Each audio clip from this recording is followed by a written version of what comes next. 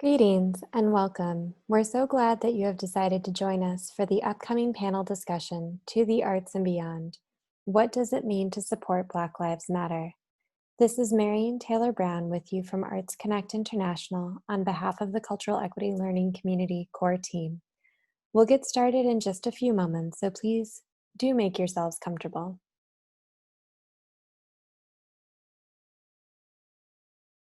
There is an image of the CELC logo with a black background and white writing that spells out Cultural Equity Learning Community. There are 4 diagonal lines to the left of the writing, also in white. Today's discussion focuses on the core question, what does it mean to support Black Lives Matter?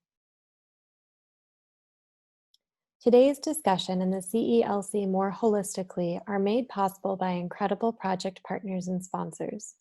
This includes Arts Connect International, the Anti-Racism Collaborative, the Mayor's Office of Arts and Culture, the Boston Foundation, Arts Boston, Artists Thrive, an initiative of the Emily Hall Tremaine Foundation, the Cambridge Community Foundation, the Cambridge Arts Council, Mass Humanities, New England Foundation for the Arts, Foley Hoag Foundation, Mina Malik Consulting, Creative Generation, Boston Art Review, Deidre Montgomery Consulting, Kiesel Consulting, Elisa Lyles-Amponza Consulting, and Marion Taylor Brown Consulting.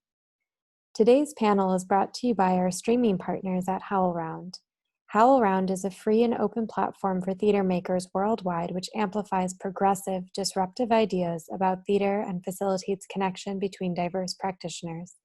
Many thanks to dear HowlRound for your partnership today and always in making the arts and culture sector more accessible and equitable.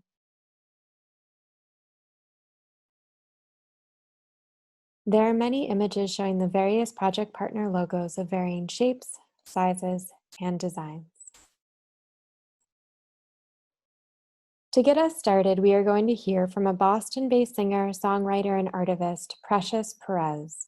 Precious has chosen to share an original work with us that will be followed by a discussion on her process and creation of the work itself.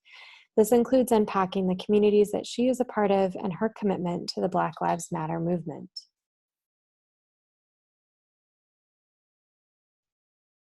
There is a headshot image of Precious, who uses she and her pronouns. Precious is pictured outside with a large green tree behind her as she stands over a white railing. Precious is holding her ukulele between her 2 hands with her forearms resting on the railing. There is a pink lanyard that drapes across her neck and connects to her ukulele. Precious is wearing a blue jumper, has shoulder-length brown hair and tight tendrils, and is pictured with a big smile looking directly at the camera. Precious has light brown skin. Precious has a white guide stick tucked under her left arm.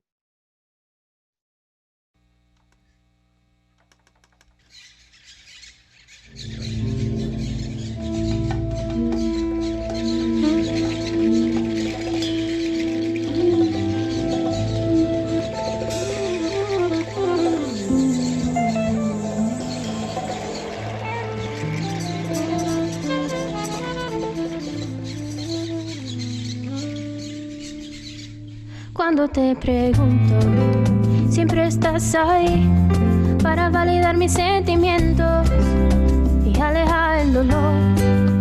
Sabes, encantado, como una poción mágica, con cada soplo tú me dibujas. Agua de Valencia, eres mi preferencia. Cada momento contigo se siente como una luna de miel. Agua de Valencia, agua de Valencia, agua de Valencia, tú eres mi preferencia. 5 años, cuánto te he conocido, la misma cantidad de tiempo es cuánto tiempo te he amado. Me enamoré de mi mejor amigo, esta bebida me recuerda a gente que tiene mi corazón. Agua de Valencia, eres mi preferencia. Cada momento contigo se siente como una luna de miel. Agua de Valencia, agua de Valencia.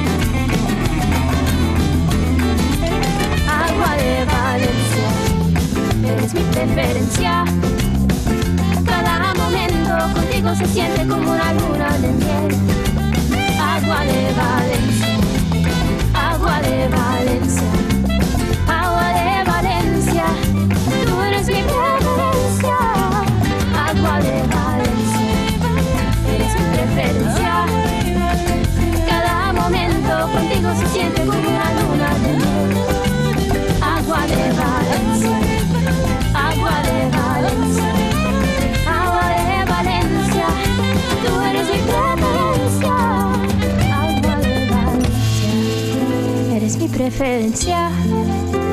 Cada momento contigo se siente como una luna de miel. Agua de Valencia, agua de Valencia, agua de Valencia, tú eres mi preferencia.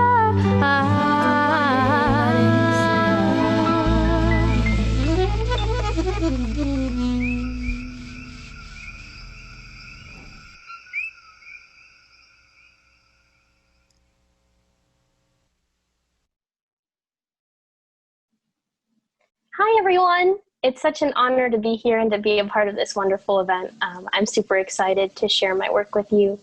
So thank you for the opportunity. So I represent a few different communities. I identify as a Puerto Rican woman. I was born and raised in Chelsea, Massachusetts. I'm blind. And, I come from a low-income family. I'm a first-generation college student. And I deal with anxiety and things like that. So these are all of the communities that I represent. And my goal with my artistry and my work is to uplift all of these communities and to use my platform to give a voice to all these communities that I represent. I'm currently studying music education and performance at Berklee College of Music. And I aim to break down stereotypes around blindness by doing what I love and by living by example, showing the world that, hey, blind people and people with disabilities are capable and can live full and productive lives. And as an educator, on the other hand, showing people that, yes, blind people can manage a classroom and can teach children. Just because we can't see doesn't mean that we're not able to do everything else alternatively in different formats in different ways. And so essentially, I want to use my music and my work to accomplish all of these different things. And one of the causes that I really support deep in my heart is Black Lives Matter. And part of the way that I'm wanting and dreaming of supporting it is with the song that you just heard called Agua de Valencia. This song came to fruition when I was studying abroad in Valencia, Spain in 2017. And it's inspired by a drink there, and it's amazing. You all should try it sometime if you ever end up there. But it came to me, and I worked on it all night, and I was up till 5 a.m. the next morning. I remember that much.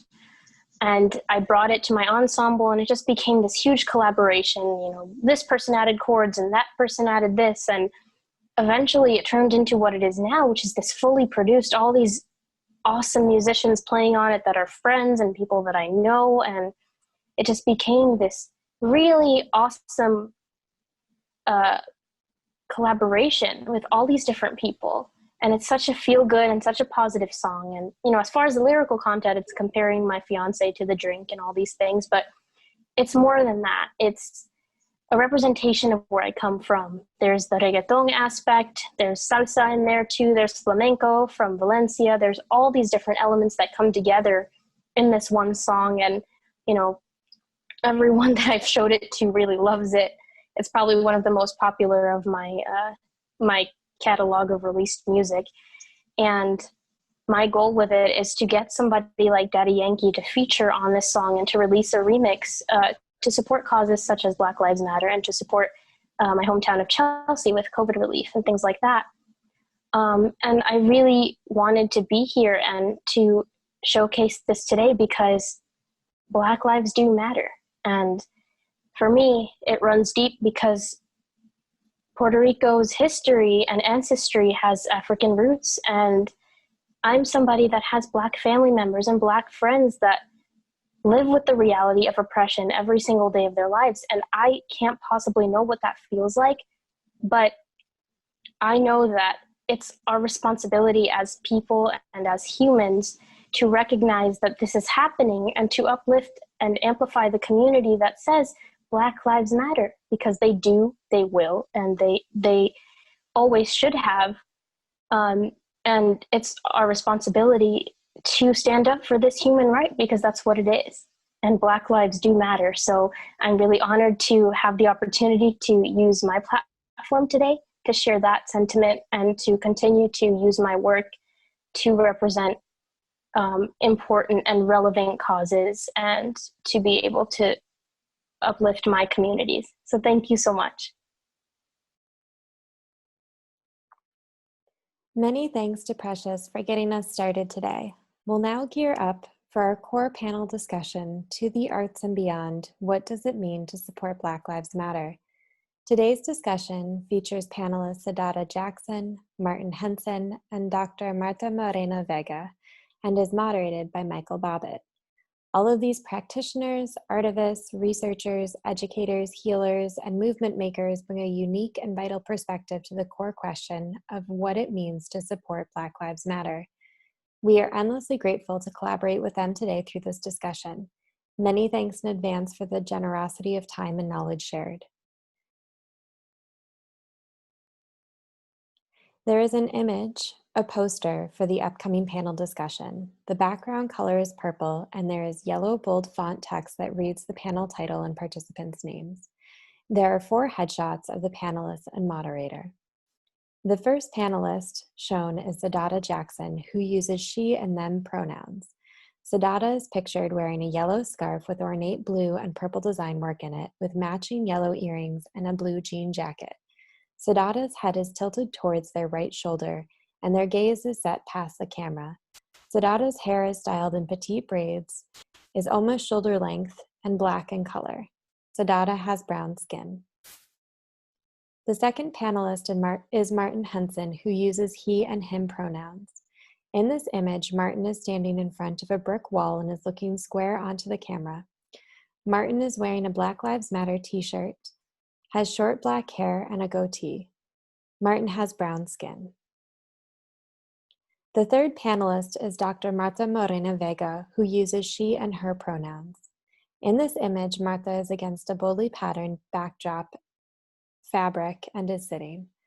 Marta is wearing a white cap sleeve shirt and black pants.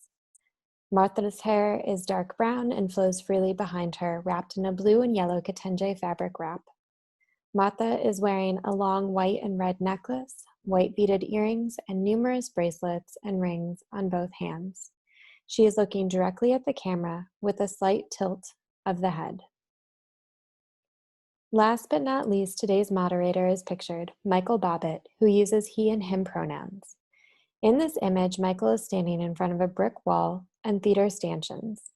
Michael is wearing a pink t-shirt and gray pants with his arms folded across his chest. Michael is bald and has a closely shaven black beard, and he is smiling broadly in this image. He is wearing a black lanyard around his neck that has a ring at the end, as well as a watch on his right wrist. At the shirt line, there is a glimpse of Michael's tattoo on his right bicep. Michael has brown skin. To say that I'm excited to hear from these incredible leaders is a vast understatement. With no further ado, I'll now pass it over to Michael to get us started. Again, thank you all for being with us today. African descendants, marron o cimarrone in Spanish. And what can I say? I'm a mother, I'm a grandmother, I'm an auntie, I'm a professor, I'm a builder of institutions. I'm the second director of El Museo del Barrio, the creator of the Caribbean Cultural Center African Diaspora Institute, and am developing an organization in Puerto Rico called Corredor Afro, networking African descendant leaders and community leaders and organizations and people looking to capture the histories that have been marginalized of African descendants. Thank you so much. Martin, you want to introduce yourself? Sorry, really quickly, I'm going to jump in for Martha. Oh, All good. We got to get used to the audio descriptions. Martha is wearing a blue blouse in bold print with a head wrap with gray, white, green, and yellow. Martha is wearing silver hoop earrings, has brown hair and brown skin, and is joining us from a colorful office with books and art behind them. now, Mr. Martin. All right, thanks for having me.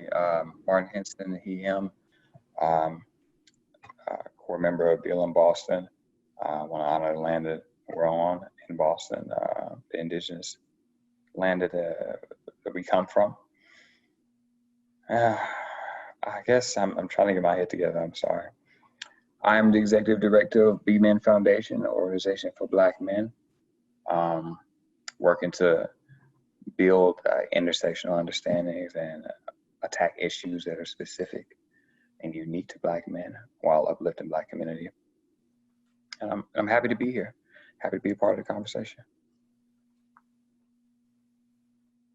Martin is wearing a plaid button-up shirt. Martin has a closely shaven goatee and is wearing his hair on top of his head in a bun. Martin has brown skin and is calling in with a white background behind them today. Friends, I'm so glad to have this chance to have a conversation with you. I'm overwhelmed and impressed by the credits and the work that you guys do to make the world a better place for all of us. So a big question, what does it mean to support Black Lives Matter? There's sort of two things I want to talk about a little bit. One is the concept of Black Lives Matter, and then two, the organization of Black Lives Matter. So I'd love to turn to Sadada and have her explain to us kind of what the concept of Black Lives Matter means. Yeah. So, first I want to call into the room, what I often do, which is like invoking my ancestors, my elders, my teachers.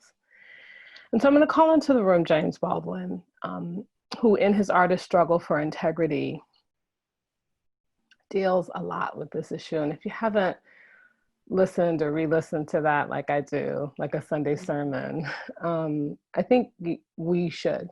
I think we need to, because in it, he really talks about, I think it's at the core of this question. It's like I think to deal with this, what I'll call a practical support of Black Lives Matter, not conceptual, but like a practice of supporting Black Lives Matter is at the core of it's like, what can I do, And oftentimes we're asked like, what can I do about supporting Black Lives Matter, And I think that in the artist struggle for integrity, James Baldwin, although he's talking about, at that time they called the Negro problem, the issue of civil rights and kind of kind of at the edge of the Harlem Renaissance and this kind of real awakening of justice from which Black Lives Matter is a legacy of, right?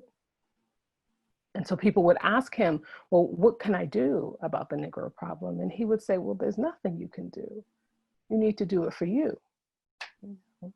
So I think at the core of supporting any movement or values of the movement is that you have to see that doing something for Black Lives Matter, no matter what your social location or your racial location is that you need to do it for you. And when you realize that you were doing it for you and it's not for somebody else who is not you, right?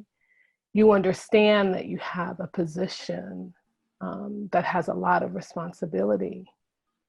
And that responsibility, I believe, is to create the causes and conditions so that Black people, every Black person, male, female, trans, non-gender binary, whatever the expression of that Black body is or that Black human being is, has the causes and conditions, not just of life, that's the basis of humanity, but of joy and in cultural and artistic institutions. That joy becomes an expression of creativity, It can become an expression of some kind of liberation, both individual and collective, because those two things are not separate. And so, for me, when St. James Baldwin is talking about you need to do it for you, you need to see yourself as somebody who also needs to get free from the conditions of white supremacy, colonization, that create the type of violence in which Black Lives Matter movement, but also I'll call it a worldview, is asking us to do, both globally and locally and personally. Thank you for that. Martin, being a board member with Black Lives Matter Boston, do you want to talk to us a little bit about the organization known as Black Lives Matter? Yeah, I would say a core member. So Black Lives Matter came about in response to the death and killing of Black men, the lynching, the public lynching of Black men that we've all come to witness. And we've taken a Black queer feminist lens and approach to expand that witnessing, and that validation of that death as not just being representative of just Black men, but all Black people and the way that they experience death in this world and dying, and saying that the system and state violence are responsible for that death, and it's our duty as a people, as a political strategy and vision to disrupt that. And Black Lives Matter stands for that act of disruption. And that can take on many looks and many ways and many forms. Over this past summer, there was the Not One More rally. There was the rally for Black women. There's all of these things that have happened where people showed up and showed their outrage. We can talk more about what exactly that means, but people showed up because they saw something that they felt was wrong, and this is an organization that is in line with showing up and responding. Thank you for that. Marta, there's a lot of criticism about the Black Lives Matter movement, and some people think that it diminishes other lives. And so you'll see people saying all lives matter. Can you explain to us sort of what that does when we hear that, and why we are lifting up Black lives at the moment? Well, I'm the mother of 2 Black sons, right? 2 Afro-Boricua sons. And to bring up young men, when you have the fear that when they walk out the door, that they may not return, is a feeling that no one should have. And until when, people are saying all lives matter, of course all lives matter. But there are some of us who worry when you walk out the door, if you will return. And no one should live with that. So to me, that's the first answer, because I'm a mother and I need to protect my sons. They're men now, and we still have to protect our men, right? Because before we were worried about the young people, but now we have to worry about our men and our women. So that unless you have that as part of your life, you don't understand what we're going through. We don't understand the fear that one lives with, right? So that yes, all lives matter, but right now, the ones being killed, the ones being hurt, historically, because we're not solely talking about Black Lives Matter right now. We're talking about all those people, right? All those men that have been lynched, all those women that have been raped, all those children that have been sold, right? So this is a continuum of a historical struggle. And we have to understand it as such. Because people, when they sort of make it a very myopic view, think of this is something that's happening right now. No, there are many George Floyds before that, but they weren't videotaped. They weren't on film, right? Now they're on film. That a young man had 7 bullets put into his back is now on film, right? And some people will still deny that what they're seeing, right? The question is, oh, well, we have to investigate that. No, you don't have to investigate 7 bullets in a young man's back in front of his children. So when people bring up all lives matter, no, you tell me who else goes through that trauma, who else goes through that pain, and who goes through those deaths. Until you can answer that, then right now, Black Lives Matter. I know the filming of these murders have been in our view for many years, and I think with COVID, it certainly, because everyone was at home, they didn't have distractions.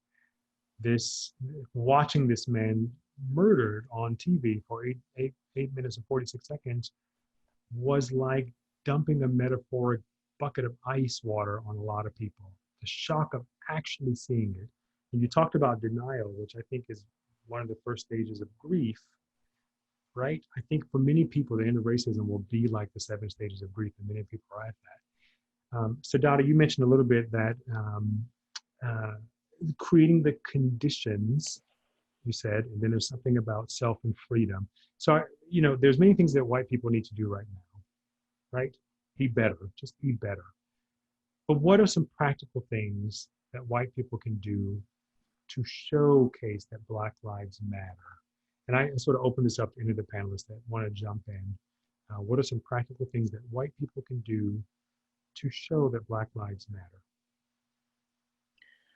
Well, last winter, one of the, I guess I can call it a teaching now, but one of the meditations that I went into the winter was that, we need to talk less, we need to do less and be more. And I think that now is a time where you need to be more about I don't want to say being that Black Lives Matter. I think what I want to say is that it's not about you doing something. It's about you embodying in your positionality or in your relationality what your values are about Black lives. Because the truth is that, the heartbreak of what we're seeing with so many people dying is that we're actually seeing that people don't value Black lives. That's the reality. And you talk about grief, that grief is that space that allows you to sit with the pain of what is. And so I think if you're in this first stage of grief, of shock, I think you need to ground yourself and don't go from shock to trying to do something from a place of guilt or your own reflexive trying to repair. You're not resourced enough to do that. I think that there has to be a real responsibility for someone's both waking, but also someone's taking space back and giving it over to somebody who is more resourced to be about the care, the repair, and the healing of Black lives. And if you're not that one, then allow somebody else to do that. And begin to do that work so you can be. Because this is a long view here. We're not in it for a couple of months. There'll be a time your grieving will be over and somebody else will need to grieve and you'll need to step in. And this is not just true for what white people need to do, as me as a Black person. I don't need to be having every conversation or investing in the kind of dismantling, whether it's in my own community or outside my own community, about what Black lives matter or if Black lives matter. Yeah, I think that discernment that comes with the grief and the maturity of understanding what you can and cannot do, and understanding that there are people who are actually more skilled than I am. So let them do this work while I lean back and in my process. I am. A couple of things popped up in your response. The notion that this is the long view. It didn't take us a couple of months to create this problem. It is not going to take us a couple of months to fix the problems. And I also want to amplify your first comment you said, which is to talk less. Talk less. So many conversations are being asked of us to talk about the problem. which again is centering whiteness. It is intended to make white people feel comfortable. And I believe that no one in this country has the right to be comfortable about race because we've all been complicit in some way. So what if we went to conversations, and I open this up to you guys, what if we went into all conversations with the notion that we're going to come out of those conversations with anti-racist actions or ideas? What would that do to you all if you knew that you were walking into these conversations, not to make white people comfortable, but to start solving problems? I've never gotten into a conversation with white people to make white people comfortable. So that framework doesn't apply to me, and it's never applied to me. I think that I'm very clear that, and I think that all of us who have studied history or listened to James Baldwin, because initially he was trying to make people comfortable and understanding, and then towards the end of his life, he stated, my job is not to make white people comfortable. And that's not my job, right? I think that my job is to make sure that my family, my community is safe. And what do I do? And what is my role in doing that? And what is the role of others, I don't care what color you are, to do that? If you don't see that the safety of my community, the health of my community, the beauty of my community needs your assistance in making us safe, then I have no need to engage in a conversation with you and invest time that is precious, because that takes me away from the work that I must do. And that's why I feel that the building of institutions within our communities is critical. Because where is the first response to our communities if it's not the institutions that are based within our communities? When we lose those communities, based institutions, we lose the sort of self-help, right? People who look like you, who care about you, to help nurture you in whatever way they can, right? And so to me, I don't enter conversations that don't contribute to the building of the health of my community. It's a great reminder, a really great reminder. And actually, it brought up something else that Dada said, and I'd love for Martin to respond to this. But what should or could Black people do for themselves in this moment?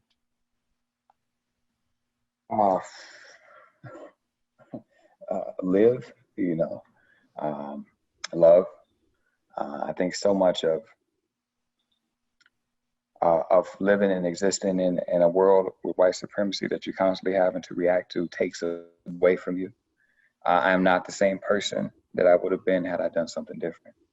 I'm not the same person that I would have been had I had a different skin tone and was born into this world. Although I love my skin tone, I wouldn't change it. But there's something quantifiably different about my experience, and I have to work to offset that cost, whether that be time in nature or spending time with other people, maybe in therapy or groups or support groups.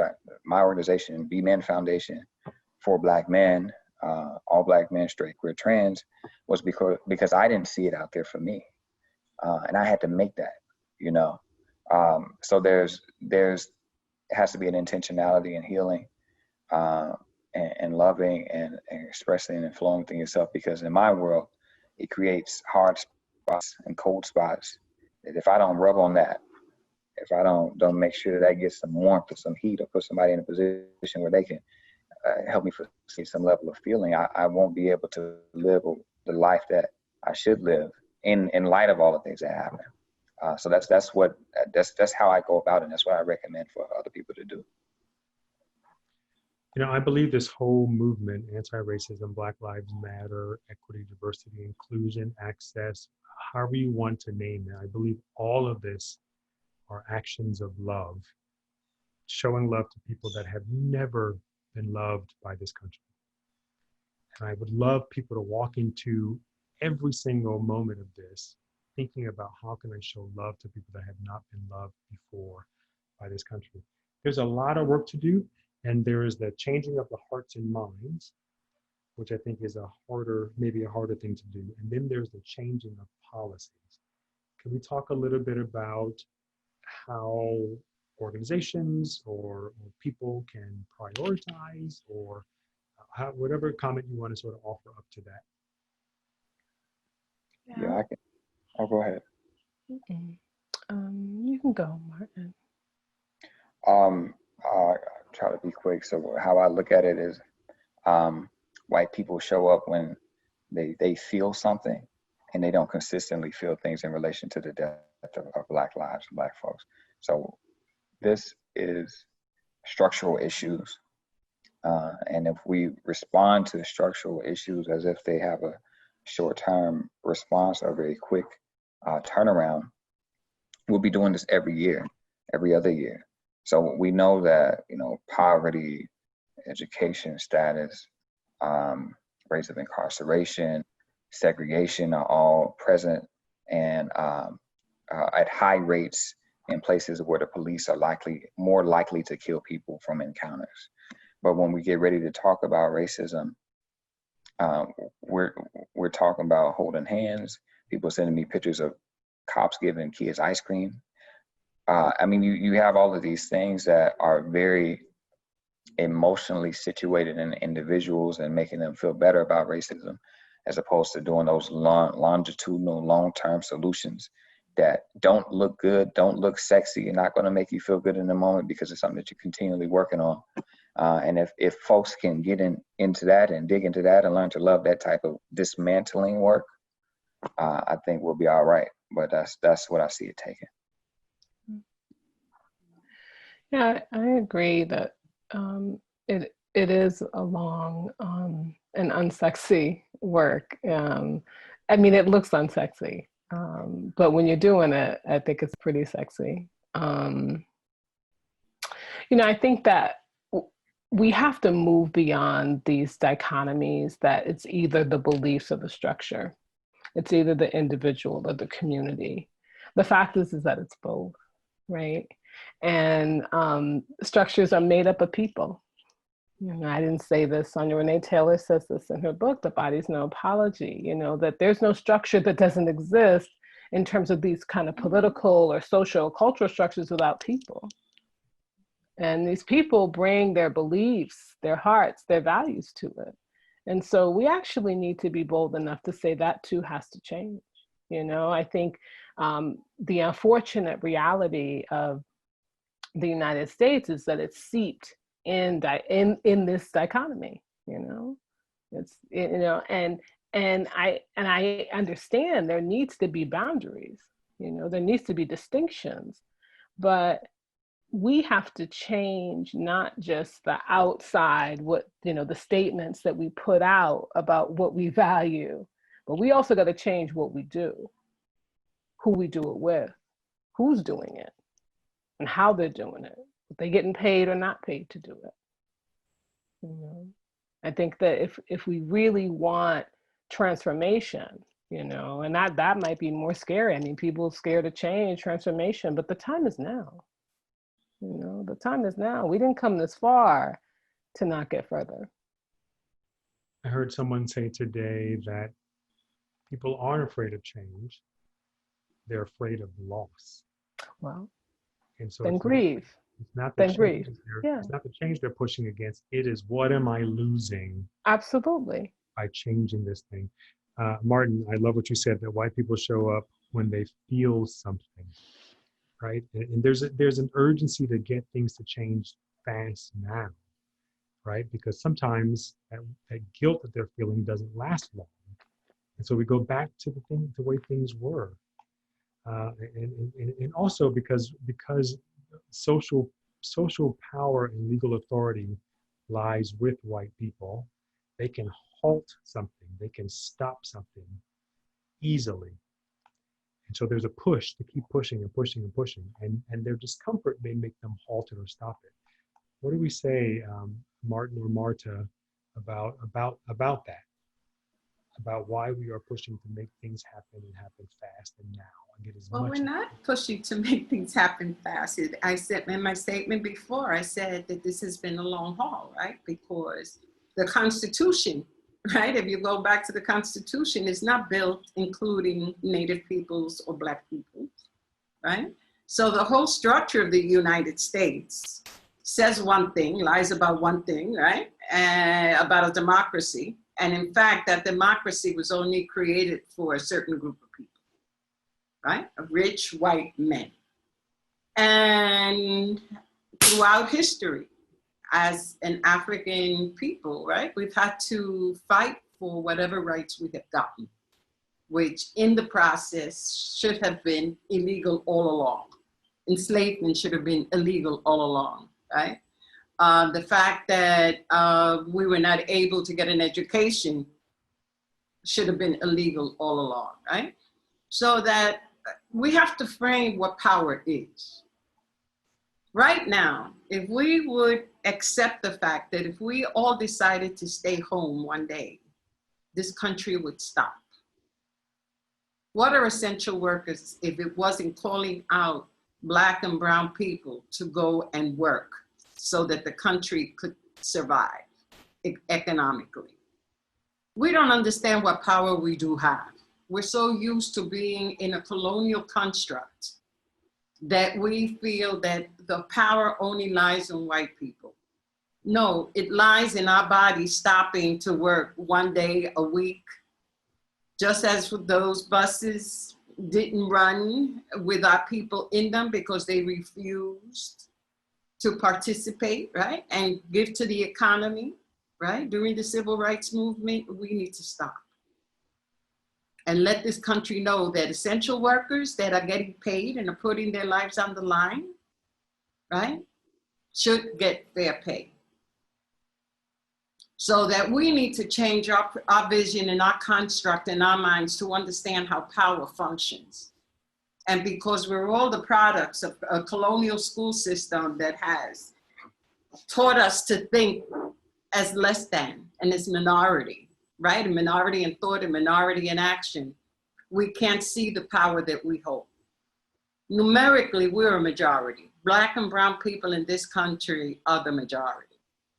And right now, the reason that young people and children are being separated from their families and put in cages, right, is because power, or so-called white power, understands the power of the numbers of Latinos that are growing in this country, right? So that we need a conversation amongst ourselves in terms of how we act, how we function, how we construct our activism and our future. Because if we're so essential, then stay home. Stay home for 2 days and see what happens to this country. It cannot function. It can't function without us. It was built on our backs, so that if it was built on our backs, we still have power. So if we don't change our way of thinking and how we implement our power, right? We're constantly in this sort of dichotomy that Sadara was talking about, you know, the white and Black thing. No, it's bigger now, right? We have numbers that can sway this country in ways that are to our advantage, right? Yeah, to all people's advantage, because we're good people. I mean, the good thing about us, and I always get amazed at how good our people are, right? Even though we have gone through torture and gone through all kinds of isms, and our people are good, right? So how do we use that multiple goodness that we have and employ it, right, to our benefit, to our children's benefit, to the benefit of the future, to the benefit of this country, to the benefit of this country? Because right now, we're in the middle of fascism, where our kids are being sent to school to die, right? So that if we're going to talk about this moment, let's talk about the moment. Essential workers are being put on the front lines without the necessary equipment to protect their lives and protect their families. And we need to call that. We need to call that our kids are being forced into public schools that are not prepared are not prepared to accept them, keep them healthy, right? So that if we're calling on people to act, those are major acts. Those are major acts.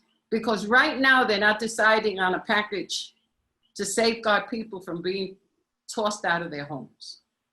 So we need to talk about what's happening within our communities, that we have cousins, that we have brothers and sisters who are going to be tossed out in the street because there's a system that's working against us, right? When in fact, with the majority, the numerical majority in this system, and we have to stop acting like we're in an apartheid system and act with the control that we have because of our numbers.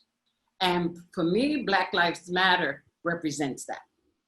It's a global movement. It's not a New York movement. It's not a Boston movement. It's a global movement.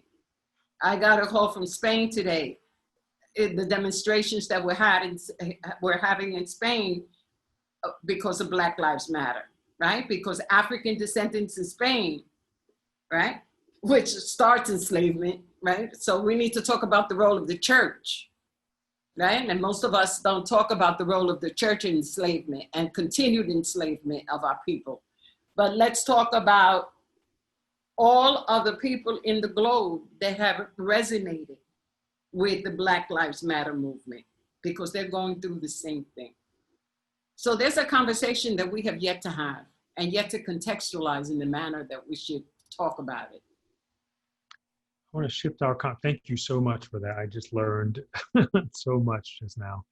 I want to shift this a little bit over to talking about the arts because most of our viewers are in the arts industry that prides itself on creativity and being able to imagine a world different than it is right now. And maybe where our shortcomings are when it comes to us fixing race as a problem. Today I was in a room with colleagues, all of whom were white, and a facilitator asked us to close our eyes and to think about art, and to think about music, and to think about dance. And then ask them, when they thought about those things, were they thinking about graffiti? Were they thinking about hip hop? Were they thinking about African dance? And I suspect most of them weren't. They were thinking about white European forms of art. And what that says about society and about what we have deemed as important in this country and who has been left out of conversations in rooms and funding, and how funders probably close their eyes and think about the same things, right? So what are some things that arts and arts organizations can do to support Black Lives Matters? I think we only have a few more minutes before we take questions from the audience. But what are some things that we can do to help the movement? Well, I want to say that a kind of an extension of what Dr. Vega was talking about, the dichotomy, is that I think we need to look at Blackness in all its complexities and expression. And that it's not limited to what is considered Black by the white gaze, or even what comes out of what is typically seen as Black, right? Because if we think about the people like Leontine Price, or even, Toni Morrison, people who were really inspired, by people who did not look like them, but were creating their craft and expressing their voice through their Blackness, whether it was coming from something that is typically considered Black because it's African or African diasporic or not. So that's one thing I think that I think we need to expand and have a gracious understanding of what it means to be a Black artist. And I also think that, arts leaders and organization, like people who lead and who are the cultural leaders in organizations, I think you need to think about your role as a steward of your position. I've been really thinking, I think a lot about stewardship in that relationship as an Indigenous Black woman, which means I'm just deeply Indigenous. But I think about stewardship as understanding that I have a responsibility that's bigger, that doesn't allow me to think that my power is just in doing something for somebody, but I'm actually doing something with somebody and on the behalf of the next 7 generations, not just of my lineage, but of theirs as well. And to take that position really seriously and let that teach and change you in terms of the decisions you make, particularly if you're white, but this is not, just for white people, particularly, I think, if you're white. Any other thoughts about what arts organizations can do to support Black Lives Matter? Well, I have been the director of El Museo del Barrio, which was conceived by parents and artists of the community of East Harlem. And part of the creation or the creative of the Caribbean Cultural Center African Diaspora Institute, amongst other organizations. And the one thing I know is that our people are all artists. You go to anybody's home, and our people have maintained tradition, expressions, and aesthetic, and a philosophical way of seeing the world that is very much ours. So that when we talk about our art forms, we're also talking about an aesthetic and a philosophy on how we see the world and understand the world. And that we see in our homes, that we see in the way we walk, in the way we eat, that we see in understanding that creativity is around us all the time. It's not in a building. It is not in a building. A building may hold artifacts or may hold paintings, right, for a moment of a focus. But our art is everywhere. And what's happening in terms of Black Arts Matter, you see art everywhere with the movement. You see it on paintings in the street, you see it on paintings in the walls, you see it everywhere. So that our responsibility is to understand that we bring an aesthetic, we bring a philosophy, we bring a way of seeing the world that is very unique. It's not Eurocentric, it's Afrocentric. And it's African diaspora-centric. And it's in the movement, embedded in the movement of Black Lives Matter. And we just need to continue to support them and continue to support the artists that are doing that.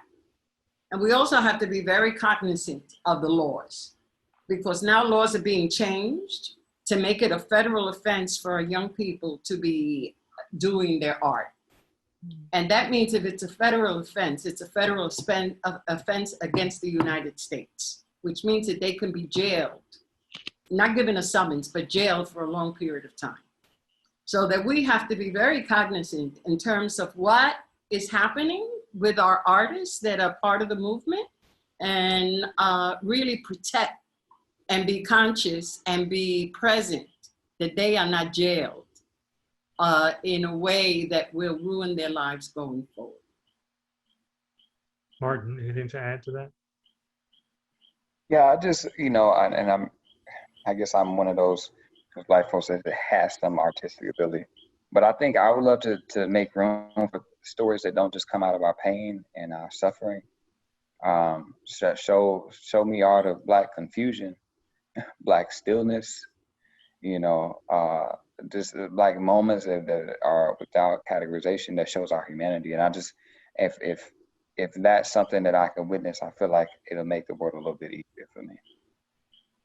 Yeah, I'm glad you said that, because in this country, especially in theater and maybe even in film and TV, most of the stories that are about Black people reduce it to being about the traumas of our existence, and very little about joy. And I do want to end our conversations in a few minutes with talking about how do we practice joy. But I wanted to go back a little bit about the arts. There are two components to an arts organization. One, there is the artistic side, which is the programming that we do. And then there's the operational side. And oftentimes because we're creatives, the leadership is usually made of creatives, we throw most of our energy into the creative part, the programming part. And we diversify, and we do community engagement programs, and we offer discount tickets because we want to get more people of color in the room. But yet, our boards are still mostly white. Our staff is still mostly white. There are operational practices and procedures that maintain that supremacy. How is this sort of like not helping, or how is this hurting the long-term gain that people want to diversify and to build an anti-racist structure? And what should arts organizations do to fix that?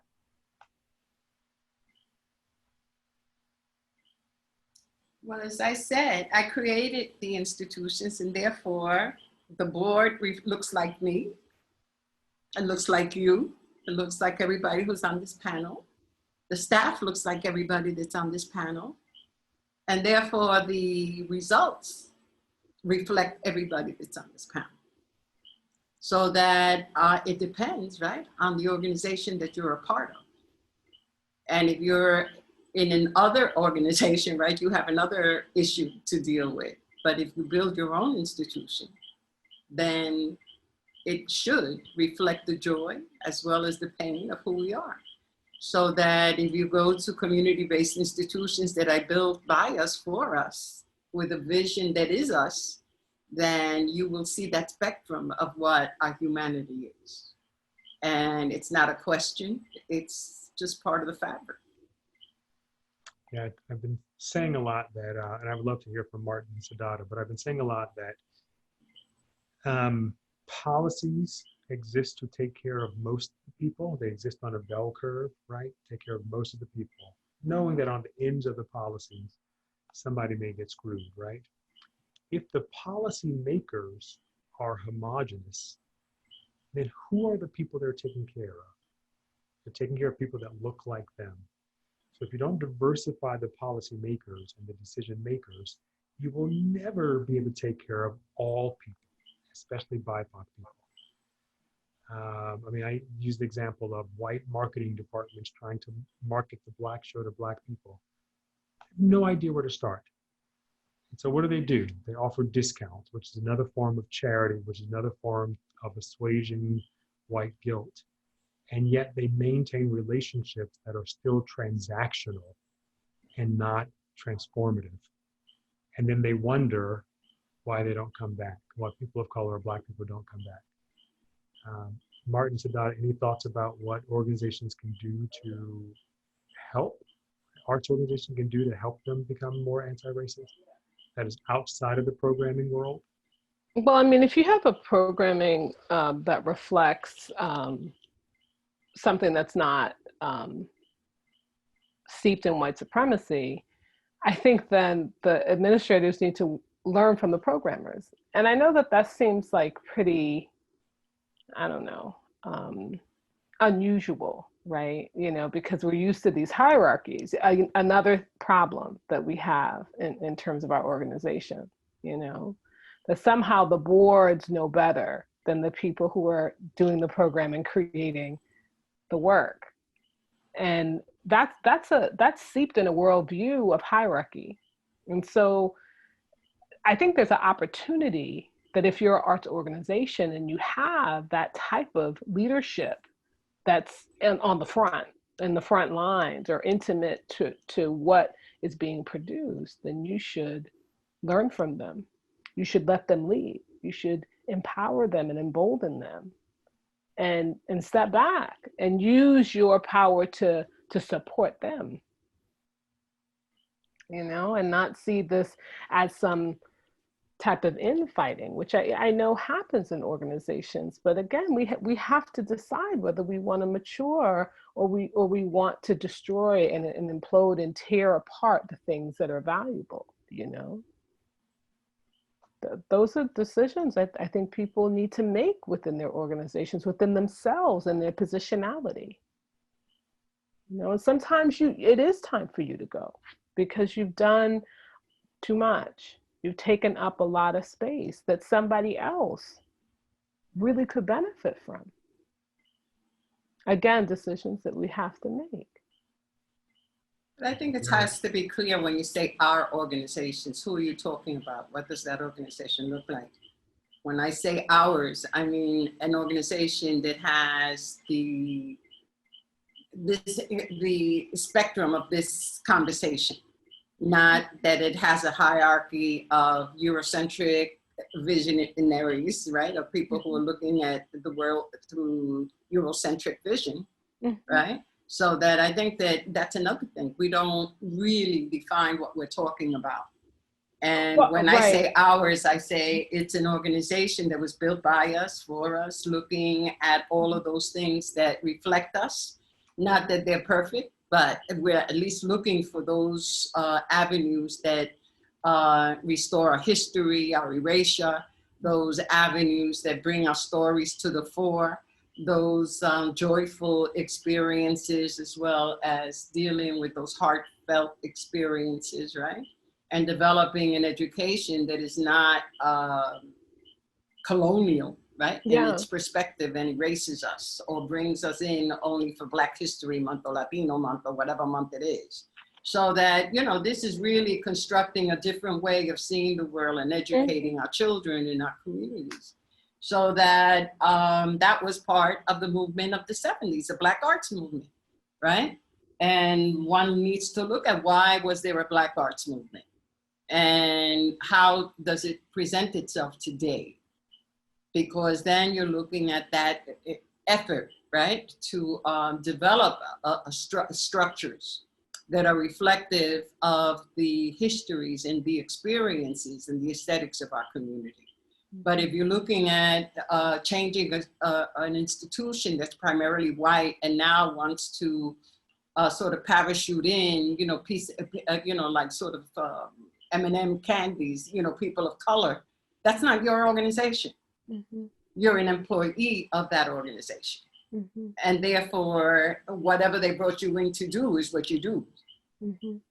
Right? Well, I appreciate, Dr. Vega, what you're saying. And certainly, I have not had the benefit of the our kind of organizations you talk about. You know, I mean, when I talk about our organizations, I mean, I talk about typically the ones I grew up in, the ones I've worked for, whether they be public schools or non-for-profits or other arts organizations, even myself as an artist. And some of them were built by people who look like me. You know, when I say our organization, what I'm talking about is that an inherent worldview that we all have, that there is some type of hierarchy, whether it's genderized, racialized, it's usually along some of those lines, right? That we inherently believe that people who are doing or at the front line, usually the creatives, the artists that are in front of us, they're out there, and the ones who know better are the ones that are in the room. And all I'm saying is that I think that that type of separation and hierarchy can create a problem that is very common, I think, in a lot of the organizations I have experienced, you know, in my life. And clearly, but there are organizations that are being built trying to, you know, break and those things down, and that's what we have to look at as models. And I respect that, and I respect that, and I want to be a part of your hour. Well, come. We're all sitting here jealous. So I say a pretty provocative thing to organizations a lot, because, and I believe that it's factual and true, that if you are a predominantly white institution, there's only one reason for it, and that is racism. It is factual. So if you don't like it, change it. Fix it, become predominantly multicultural. There's only one reason for your organization existing as predominantly white. And given where we are right now, I don't know if you'll be allowed to stay predominantly white in the cancel culture. Martin, tell us a little bit about the cancel culture, and then we're going to shift to talking about joy. Well, I think cancel culture is, I would say it's not real. I would say it's a mirage. It makes us believe that there are fundamental shifts and changes in the source of the problems. And they're not. You know, you might get rid of an individual here or there, but fundamentally the system that allowed them to exist is still here. So you may, let's say, cancel, let's say Donald Trump, he may lose the election or some other way of getting him out of office, but white supremacy is still alive. It's still going to replace him. It's like a machine, you know, it functions like the Matrix. I mean, when Neo went into the Matrix, I don't know how many y'all familiar with the Matrix. They was like, yo, it's been like 6 of you that came before. So I think we have to acknowledge that cancel culture is what it feels like to people who have never had their privilege challenged, and that's their reaction, and that's their understanding of what's happening in this moment. But that doesn't actually mean that things are being canceled. Because if we want to cancel something like 13th Amendment, I haven't heard that on the docket yet, you know, or free and political thing, you know. But those are my thoughts when I hear cancel culture. Yeah, we're seeing a lot of people get fired on social media from their jobs for posting things that are not appropriate anymore. What does it look like to practice joy? For those people that are going to bed angry and stressed and hurt and waking up with the same feelings, what does it look like to practice joy? And what are the benefits of practicing joy? And how can others that are not Black make room so that Black people can practice joy or experience joy? So one of my joy practices, especially now where I'm just so physically far away from most of the people I love, is investing in my relationships that love me, you know. And as a consequence, divesting in the relationships that don't. The people, the places, the conversations, the work, you know. Like I really am committed to really taking shelter in my relationships that love me. That's my practice of joy. And rest. Martin, are you making room in your life for joy? Do you want to share with us what you do to make joy? I mean, it's hard. My daughter is joy. I do a lot of things. I do, you know, sing, dance, play the video game. That's probably more so, if anything, because I'm very cerebral. My mind doesn't. If something doesn't make sense, I won't let go, and I have to just pick up the joystick and just do something completely different. But one thing I have found is like going outside and like reading a book in the morning. That's like, it resets me in a way that I can't explain. You know, I don't. It doesn't. Something about it just kind of puts me in a good place. But I have to keep a variety of things to stay balanced. So you're not taking bubble baths and. I did an Epsom salt bath yesterday, actually. No, so you got to be creative. You got to be creative because it's hard. I mean, I don't stop being a Black dude when somebody, there's some public high profile figure that's died. I'm a Black dude every day. So like, it's all of the things that come with that, all of the fears and the antagonisms and the